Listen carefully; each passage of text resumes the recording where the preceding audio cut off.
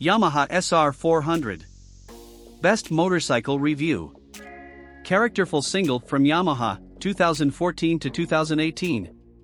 When launched, the Yamaha SR400 could really have done with the original's extra 100 cubic centimeters or 8 to 10 brake horsepower more. For anyone over 5 feet 10 inches it's too cute to be cool, and, at 5,200 pound I can't help feeling it was a bit rich, too.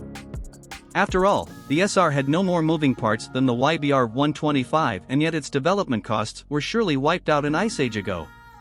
So why did it cost £2,350 more? If they made the SR nearer 4,000 pounds, gave it the old 500 barrel and reintroduced the larger, cooler XT Trailer version, and I'd have been down my local dealer before you could say thumper. Ride quality and brakes. My first ride was a 9-mile commuter thrash home through the Peterborough rush hour gridlock, and the SR400 was both brilliantly effective and such a charismatic giggle it left me beaming from ear to ear. Once you've mastered the kickstart procedure, no leche start here, natch, aiki on, kicker out, use the decompressor under the clutch to pump the piston to top dead center, you can see it through the crafty sight glass on the right hand side of the head, let go decompressor, clutch in and whump on the kicker and you're away. It's not difficult, honest, the SR is an absolute doddle to ride. The narrow, light and low dimensions are more 125 commuter or something like Suzuki's Van than full-on 400 to 500. Which makes the SR completely unintimidating, so much so I reckon I could teach my kids to ride it round the garden. Engine. The 399 cubic centimeters single just thrums along no matter where the needle's pointing, with steering so light and precise you feel you could wiggle between parked cars. The front disc's enough, considering the SR weighs less than me, or feels like it, anyway, and the rear reminds why drum back brakes on lightweights used to be so good, providing oodles of feel. 0 to 50 miles per hour or so with lots of maneuvering thrown in is the SR's hunting ground. Give me one of these over a commuter scoot any day. But get it on a dual carriageway and it's a bit scary. It struggles above 60 and really could do with a little more guts.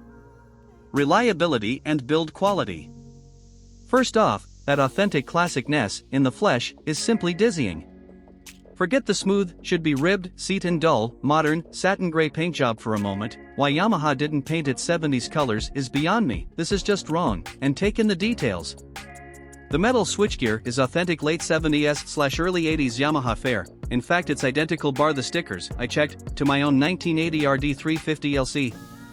The old school grips take me back to sitting on showroom Suzuki GTs and TSs in the 70s. The chromed bars remind of my first 17er road bike, an SREG CB125 with a gazillion miles on its screen clocks.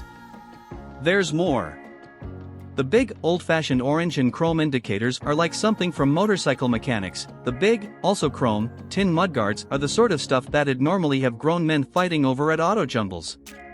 And I haven't seen new tires so narrow and 18-inch since 1984. Our Yamaha SR400 owners' reviews show very positive scores.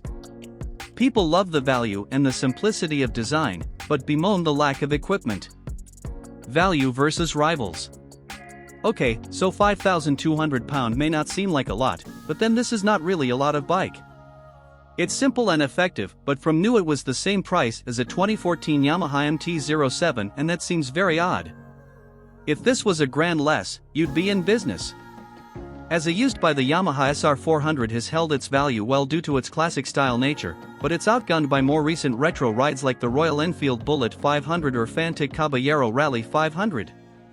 As for day-to-day running costs, the SR400 is very reasonable thanks to its relatively low-performance engine and simple design.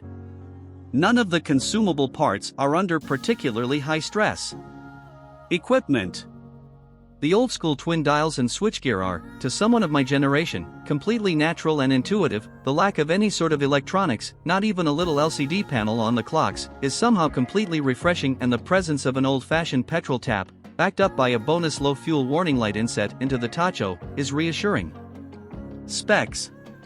Engine size 399 cubic centimeters. Engine type air-cooled SOHC 2-valve. Frame type tubular steel, double cradle. Fuel capacity 12 liters. Seat height 785 millimeters. Bike weight 174 kilograms. Front suspension none. Rear suspension preload. Front brake 298mm disc with twin piston calipers. Rear brake drum. Front tire size 90/100x18. Rear tire size 110/90x18. MPG, costs and insurance. Average fuel consumption 60 miles per gallon. Annual road tax £47. Annual service cost £100. New price. Used price. Insurance group. How much to insure? Warranty term 2-year unlimited mileage. Top speed and performance. Max power 23 brake horsepower. Max torque 20 ft-lb. Top speed 80 miles per hour. A quarter mile acceleration. Tank range 160 miles.